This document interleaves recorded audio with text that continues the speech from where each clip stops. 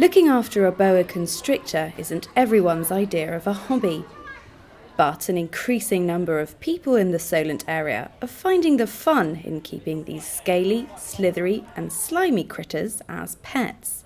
Certainly the reptile trade overall has gone through a growth phase over the last sort of 5 to 10 years. Of course, there's been a lot of coverage on television, about reptiles. I mean, the programs that are coming into our living rooms now just sort of bring the world to us, and there's no doubt that the interest in the reptiles is certainly the younger generation.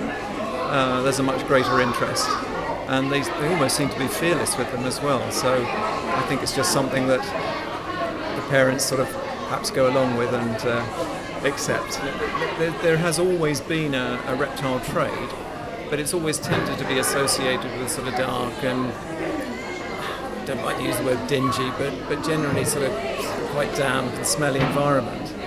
And that's where we felt that it was necessary to create this new, bright, modern, clean type of approach to the whole thing. Enthusiasts say many people's perceptions of reptiles are mistaken, and more people should consider the benefits they can bring as pets. I think there's a perception that people think that snakes and spiders and lizards are aggressive and a bit prehistoric, and they're not sure, and they're used to their cuddly animals at home. But what we're really saying is that we want people to see that they make really great, easy to care for, clean and safe pets. So we brought along some big animals today so people can get up and close and personal and to see that for themselves, really. They're easy to keep, they live for a long time, they don't smell, they can be great for handling. They're also great for people who suffer from allergies because there's no fur involved, and it's just something really cool and interesting as well. And while the cost of keeping reptiles does vary, it's often cheaper than people imagine. Something like a small snake is very inexpensive to look after long term. They're only feeding once a week on a defrosted mouse that you purchase from a local specialist store. Other animals, such as the giant tortoise that we're keeping, they're very expensive to run because they need huge heated enclosures.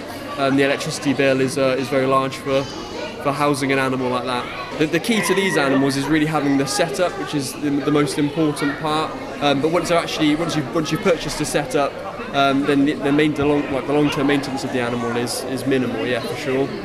So if you are thinking of joining the reptile keeping community, just what will you need? Obviously different animals have different requirements, and it's our job to make sure people are aware of them. But once you have the temperature correct and the right enclosure and the right diet, they tend to keep themselves to themselves, and they become quite tame and rely on their owners to kind of feed them and maintain them and look after them. So they become quite rewarding because they are easy to handle, they're fun and interesting. All the animals we sell are captive bred, so they're bred for being kept as pets. They're not wild caught or taken from the wild, so we're not affecting animals which should be living in the wild. I wanted to know if the customers had been convinced. I think that the reptiles, I quite like the look of a tortoise, like lizards and stuff. I've got one that wants a tortoise, which is a bit scary really, because they live for 100 years, and that's fine, but he's 10 years old, so he's probably only going to get about 10 years out of it, and then he's going to go off to uni and do his stuff, and I know he's going to end up with a tortoise. I just like reptiles. Reptiles are really cool. They're one of my favourite animals, reptiles. Keeping a reptile will never be for everyone. But if the numbers here are anything to go by, they could be slithering into a home near you very soon. Briere-Edney for That's Solent.